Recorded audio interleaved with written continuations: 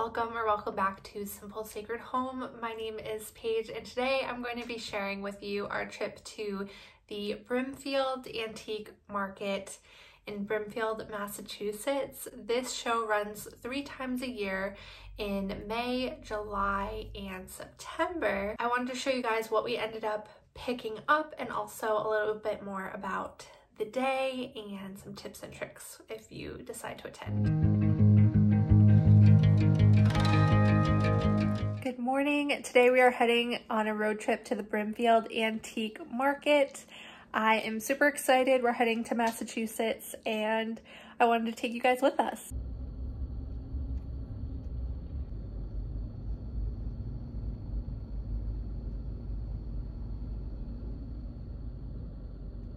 Antique dealers and collectors travel from throughout the United States and abroad to attend the world-famous Brimfield Antique Flea Markets. Considered the oldest outdoor antique events running for over 50 years, they are held 3 times a year, each in May, July, and September for a 6-day period, always Tuesday through Sunday. The Brimfield flea markets are actually comprised of about 20 individually owned show fields. At this market, you're going to find a lot of antiques, vintage items, as well as vintage clothing. It is definitely majority home decor pieces, but they do have a growing collection of vintage clothing as well. So if you're interested in jewelry, bags, shoes, clothing, that is becoming more popular, but a lot of the vendors are more home decor and large vintage and antique home pieces. This market also has a ton of food vendors, so you can really just park for the day and you can get snacks, you can get lunch. There's all kinds of like fair food, but then there's also like street tacos and pizza and all kind of barbecue. There's just basically everything you could be looking for, they have available. And I have to shout out this Sophie's coffee shop. I stopped at this one not knowing anything about them, but just wanted some coffee, and I got their caramel iced latte. It was delicious, and I did find out that they have a local coffee shop in the area, so if you happen to be in the Brimfield area of Massachusetts, I would highly recommend giving their coffee shop some love and giving it a try because it was so delicious and they were so nice. This is a coaster set. I actually do want coasters. Before we hop into the haul, I just wanted to give you guys a few more tips and things that I noticed when shopping this market. So if you are interested in attending, I hope that these tips are helpful to you. And if you do run into any other questions or have comments or questions, whether you have been or you haven't been to this show, I'd love for you to leave them down below and I'll try to answer them based on my own experience. And I'll also have the link to all of the Brimfield Antique Market information in the description bar below as well. So if you're interested, make sure you check that out. And yeah, let's get into the tips. That a lot of the vendors don't actually have prices on your items. This is probably one of the major reasons why I never, in the last 2 years that I've gone, I haven't actually purchased a lot. Whoever the owner or the vendor is, they might not be at their booth the entire time, or they might be busy talking to somebody else. And so for me personally, if there's not a price on it, even if it's something I like, I'm likely going to just say, oh, that's cool, and move on. I also don't like asking for the price because, like I said, at an antique event like this, something that I think I might know the price could be very off, and so I don't want to have to go through the whole, oh, how much is this, and then them tell me and it be something outrageous and then be like, okay, thanks, which is fine. Like, there's nothing wrong with doing that, but I personally just don't like to do it. So I tend to look around. If I see something I like, I'm like, awesome. I look to see if there's a price on it. If there's a price on it, great. If there's not, most of the time, I'm just going to keep moving. There was a Bible there that I really, really liked, and I have an old antique Bible that we've had for a few years now, which I love, and I would love to have some kind of collection of them. So I was really excited. This one was really beautiful. It wasn't in the best shape, but it was really beautiful. The binding was really pretty on it. And so I was like, I'm gonna ask how much it is, and it didn't have a price or anything on it. I kind of knew it was probably gonna be about $60. That was my guess if I was going based on where I was in the market and things like that. Based on the quality of it, like the pages were kind of not in good shape. They were very dirty and things like that. I thought maybe it won't be what I think it's gonna be. So I had walked by the booth, headed down and looked at other booths, and then on the way back I decided to ask, and he said $60, and I was just like, yeah, no. So I ended up putting it back. A lot of these vendors will go back and forth on the price with you. It's not necessarily always firm. So if you like doing that, if you like trying to get a few dollars down or something like that, you definitely have the option at this type of market. Every vendor is going to be different. Sometimes on their pricing, if they do have a price listed, it will say if it's firm or not, so that's also helpful. But yeah, I like to really just go. It's fun. They have food, they have coffee trucks, they have all different vendors. Think of any kind of like outdoor fair, but with a bunch of antique vendors. And some of them are very much just like, they have a tent and a table and they just throw everything there and it's not organized. And then you have the very beautiful displays, which for me, as somebody who would love to open up my own antique booth one day, I really enjoy just going and looking at the different displays and how people curate and style their booths as well. If you guys follow Amanda's Mercantile, she's one of my favorites to watch, and so it's really fun to see their inspiration come to life, and it's just really fun to look at those booths. 9 out of 10 times, those booths are the ones where everything is very expensive, but those are the ones that I love to look in. So obviously, we didn't go to nearly, not even half of the booths. That's how many booths there are.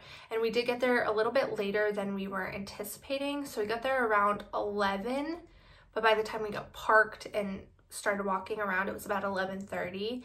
And so we just did as many booths as we could, and we did find a few things, so I thought I would show you what we picked up. So this was the bag that I ended up bringing. My husband had a backpack and I had this net bag from, it's actually from Target, but my mom got it for me, and this was really helpful to carry everything that we ended up picking up.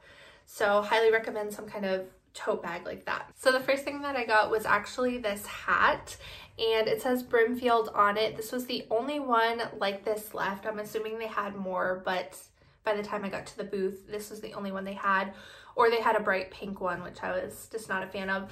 I love this one because it's like this maroon burgundy color. It says Brimfield, and then it has this like grayish tannish green color here, and honestly, in my opinion, it looks kind of old, so I really liked that. It's by the brand Comfort Colors. I'm assuming that this vendor just had a bunch made, but I thought it was really cute. I think it's very versatile, go for a guy or a girl, and I really thought it was cute. Yeah, I thought this was really fun for just wearing around gardening, outdoor activities, and I thought it was really cute. So glad I picked this up. It was $10. I think that's a really good deal for a hat and something that I can keep for years to come, and next year I could wear the hat if I wanted to. From what I have found online, it's the largest antique outdoor market in the country, which is wild. So really fun. Thought this was a great find, and I'm glad I picked it up. Okay, the next thing we picked up was actually the first thing we found on this trip, and it's actually something my husband got. So this is a multi-cam jacket, and this vendor had just a ton of military jackets like this and other military items, and this was in really good shape and it was his size, so he picked it up, and they had great prices, so he was really nice and he was able to grab that. Okay, and so if you're into vintage and antiques, you'll have to let me know your thoughts on this if you collect these, but apparently the wooden duck decoys is a very popular item that people like to collect, and there's a bunch of different styles, varieties, colors, things like that. My mom really likes the wood decoy ducks that are like all black and have no color to them. She also likes the ones with the glass eyes opposed to the newer ones, I guess, have plastic eyes. I don't know a ton about it, so if you do know about these wood duck decoys, please let me know in the comments down below, because I'd be very interested to learn more. These ducks range from anywhere from usually like $50 to $200. I've seen them all within that range, and my mom actually found one at a thrift store locally for about $55, which she was super happy about. She loves it, but she wants to start a little bit of a collection, and so back in April we actually found another one for $75, and she decided to pass on it, but she really loved it. And so when she knew we were going to be going on this trip to the market, she asked me to keep an eye out for her, and I said for Mother's Day, if we found one, that I would pick it up for her. I will say, if you are looking for duck decoys, this was the place to go. They had tons of them. We see them in antique stores. It's not like it's uncommon to find them, but you might find like one or two that are the style that she's looking for. Usually the ones that we find more commonly in the antique shops have colors to them, like green or blue. Walking around, we were looking, and a lot of them at the market, they had tons of them, but they were either over $100 or they had color to them. And she also likes the ones that have the weights on the bottom. We're going through and we found this booth that had a few different ducks, and this one I found, which is so cute. So this is a wooden duck decoy, and you can see it's got the black on it. It does have some white, and it has more of like a gray beak. And then also it does have the glass eyes. It also has the weights on the bottom. And so I saw this one, it was marked $40. So I was concerned that my mom wasn't gonna like it because of the white here, because the ones she likes don't have any other color to them. But I thought it was so cute, and for $40, I was like, this would be the one to get. I think it's slightly smaller than maybe the other one she has, but it's really, really cute. And for the price, I was like, this is the one. This is the one, right? And so I tried to take a picture to send to her, but there wasn't good service. And so we just picked it up with the hopes that she would like it once I could send her a picture. And if not, we were gonna keep it and style it on the shelf behind me as well. So she ended up liking it. So we're gonna give this to her for a late Mother's Day present, but it is really beautiful. They're definitely a style, and people like them for different reasons, but I love the wear and tear to them. They are really cute. And the last thing I got was actually this chair that I'm sitting in. I'm gonna insert a video here showing it in more detail, but this is what it looks like. And I have it at my desk right now in our office / library room, which I love. This chair we actually saw on our way in. So I have a computer chair. It's what I use usually when I need it for work. And so I've had this computer chair for about 2 years, and it's been sitting at my desk. We have an 1800s desk, and so the computer chair, while it's super functional and great, it doesn't go with the rest of the style in the room. It's a lot more modern. And so with this 1800s desk, I really needed like a wooden chair. And so I've been on the hunt for one, and I haven't found any. So when we were on our way into the event, we actually walked by this booth, and this chair was there, and they had it listed at $50. The woman was so nice. She was so sweet. And she was like, I'll give it to you for $45. And so because we had just got there, like literally it was one of the first booths that we saw, I didn't want to make any definite decisions because I didn't know what else I was going to find. But I said, are you going to be here the rest of the day? And she said, yes, I'll be here through Sunday.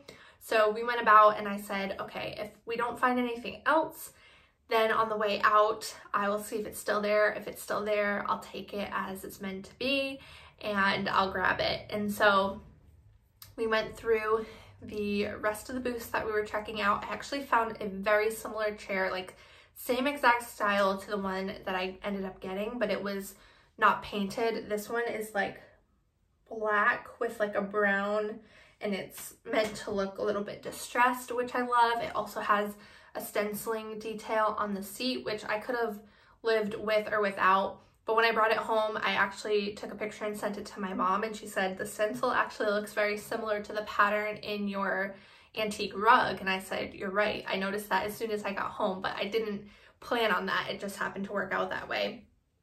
But I saw the same chair just in the natural wood color, which was stunning, but it was $175. And so this one was $50, and she said she'd give it to me for $45. So on our way out, I went there, the chair was still there, and she actually ended up giving it to us for $40. And if you know anything about these older chairs, a lot of the time they're beautiful, but they're not super sturdy.